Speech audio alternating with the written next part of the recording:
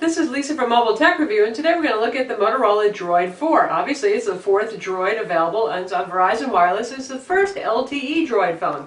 And we mean Droid as in the original Droid with the, nice and stiff to pull out, full QWERTY keyboard. 5 rows of letters, backlit, edgelit keys, in fact. Very nice phone for those of you who like to text and email and aren't into on-screen keyboards.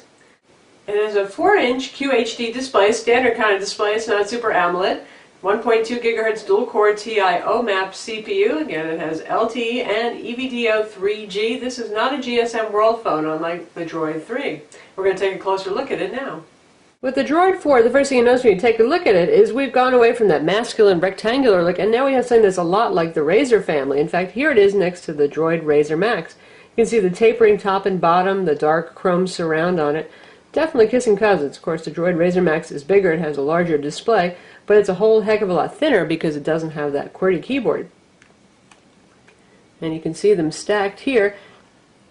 And the Droid 4 is about twice as thick as the darn skinny Razr Max.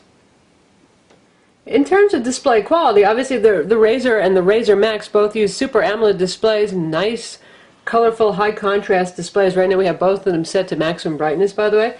And the QHD 960 by 540 pixel display on the Droid 4, well, it looks a little bit anemic compared to Super AMOLED, but it's an okay LCD display. I'll give it that. But it almost looks like the cover of the glass over the display itself is causing a little bit of light reflection, and you just feel like it's a little bit less clear. It's about on par with the Droid Bionic. Honestly, it's not a terrible display, but it doesn't have that wow factor. Where it does get the wow factor is from this really awesome QWERTY keyboard here. Very large, roomy, tactile feedback, excellent, makes clicky sounds. Maybe you can even hear that. Domed keys. Not too slippery on the top so your fingers don't slide off. Pretty standard layout here, PC keyboard style layout. You got your numbers up top, you've got an embedded arrow pad over here. And you've got a symbol key, and that's kind of neat. Say you're typing something in, like we're doing that, and if you hold down the symbol key, you get all the alternates. Very convenient. So definitely texting heaven. And if you see this in the dark, oh, it's really cool looking with the edge lighting around the keys, and the letters and the numbers are illuminated too in white and in yellow. And now we're taking a look at it in the dark so you can see what it looks like when it's illuminated. Really excellent. Nice. You can definitely see this. In the dark you can be incognito spy in the night, creeping around texting, no problem. Though the phone isn't just for business, you do get a lot of business apps here, but you also get Motorola's social networking software, which is pretty good. So obviously you folks are really into social networking updates and texting and that kind of thing. You're all set, but we've got GoToMeeting here, we've got Moto Active, we've got Moto Print. We have the full version of Quick Office that can read, edit, and create MS Office compatible documents and also view PDFs on here. We've got some fun things too, like Slacker, Slingbox is on here, NFL Mobile, of course, Verizon Video, Google Videos, Video Surf, Mog Music, Blockbuster, and a couple of games too. We have Madden NFL 12 on here and the usual Let's Golf too.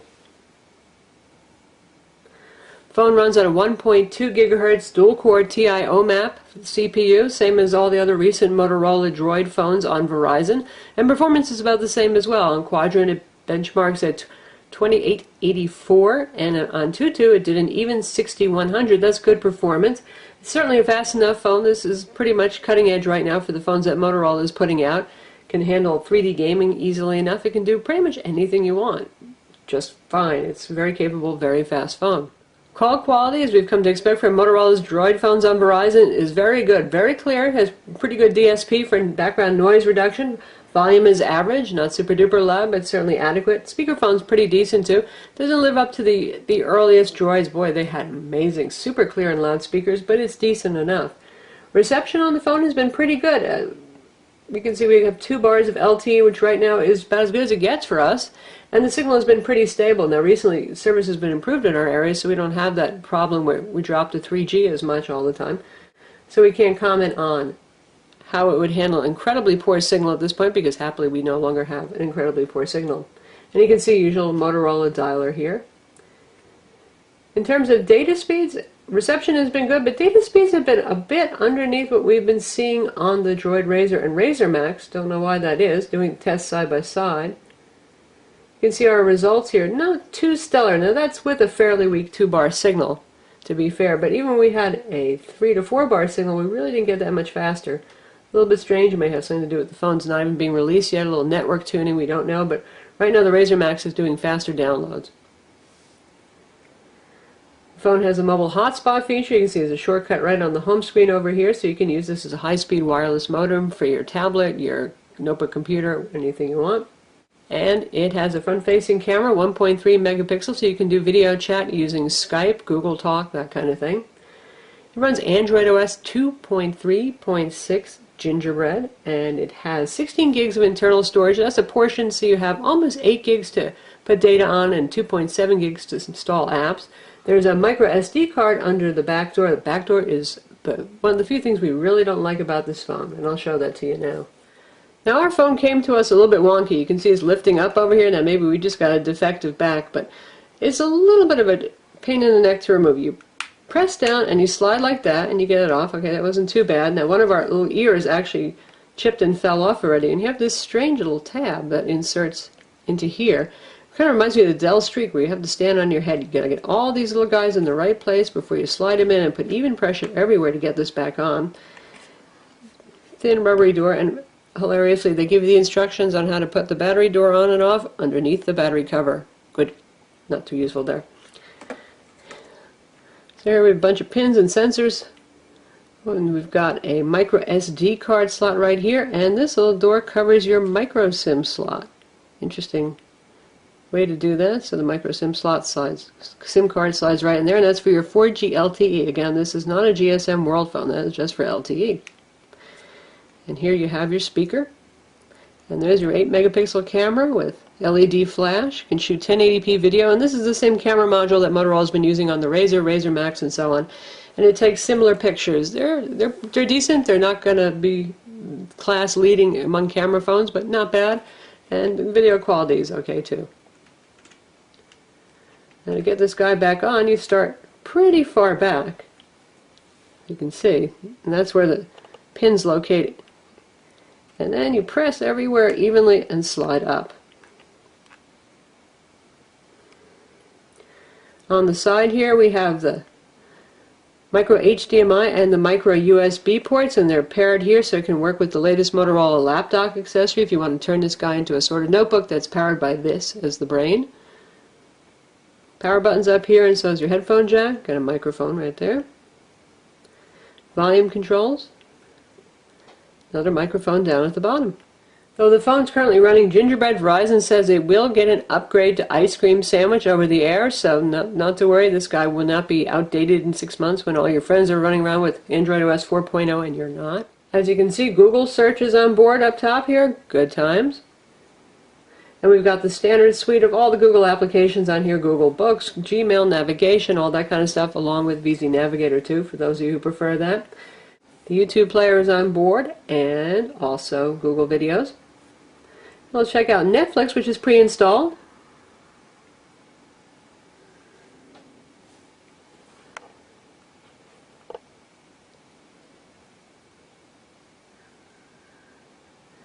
And we'll just resume our last flick. It'll probably take a little while to buffer up and get sharp and clear.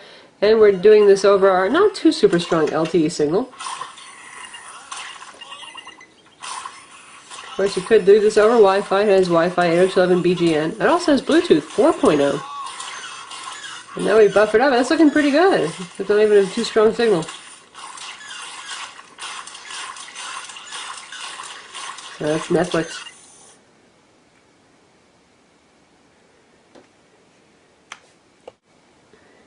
And your app drawer can also run in landscape mode. And we'll check out web browsing now.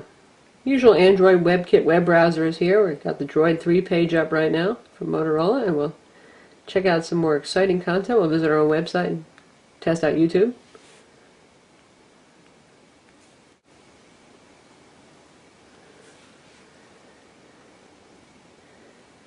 And again, we're still doing this over LTE.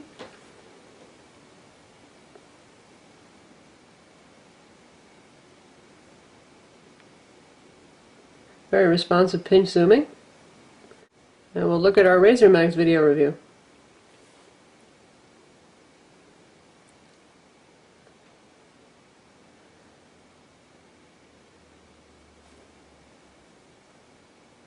Page load times are quite good over LTE, despite the not so impressive pure download speeds and upload speeds using speedtest.net.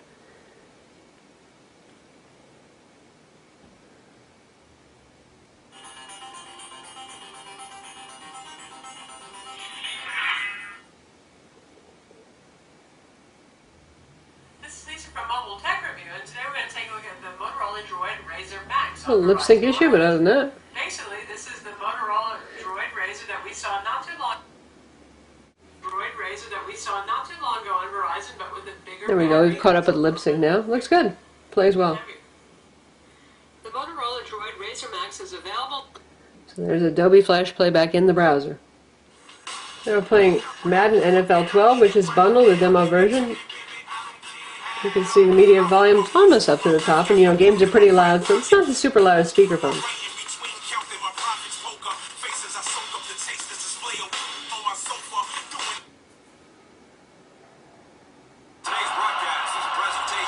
The volume's pretty good now.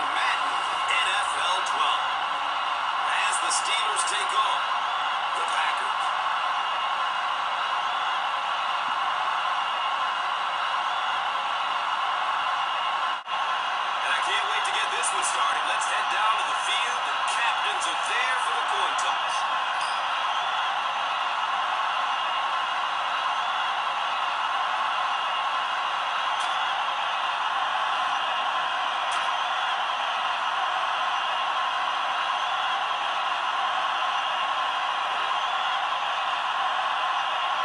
Has this one teed up and is ready to kick it away.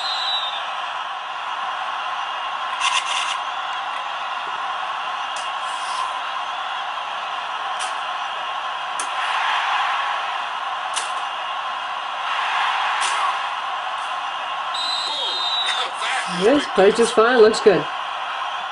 So that's the Droid 4 by Motorola. It's available on Verizon on February 10th for $199 with contract, and it's a nice evolution of the never-ending Droid line of QWERTY Android smartphones. Definitely like the keyboard.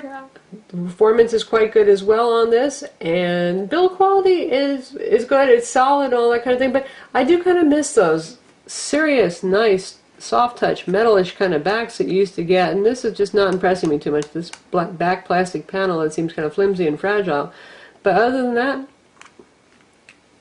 solid business phone, and also a good phone for those of you who just want to text and social network a lot. Call quality is good on the phone, reception has been quite stable for us, and the price is nice at $199. We're glad that Verizon's coming down a bit on their LTE phones. I'm Lisa from Mobile Tech Review. This is the Motorola Droid 4.